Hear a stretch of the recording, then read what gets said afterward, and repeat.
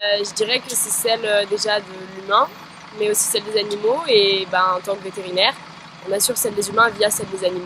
Je pense que c'est un mélange entre la santé animale et la santé végétale. Prendre en compte l'environnement, la santé humaine, donc, et aussi donc la qualité de l'alimentation, la santé du bétail aussi. C'est un peu toute la santé humaine et santé animale et environnementale.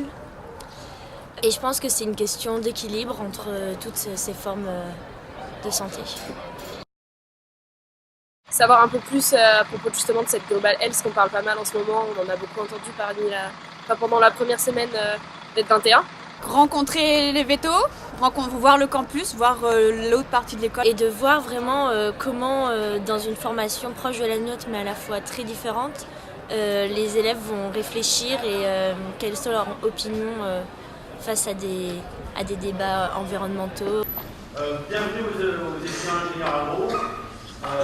Bienvenue à cette journée Global Health. Saint-Laurent au Canada et qu'on s'est rendu compte à un moment donné que ces animaux-là étaient... Pour moi, c'est d'abord une approche multidimensionnelle, c'est-à-dire que on ne peut pas dissocier une problématique, par exemple, de maladies infectieuses et la qualité de la nutrition, la qualité de l'environnement qui est autour.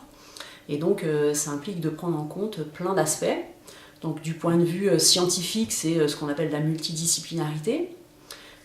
Et puis, du point de vue de l'action, ça veut dire plein d'acteurs concernés. Sanglier sauce africaine, la pétilla, en haut à droite. Venez la pétiller en main. Gros cochon avec Emmanuel Gillot, Olivier Aznar, vous allez en haut.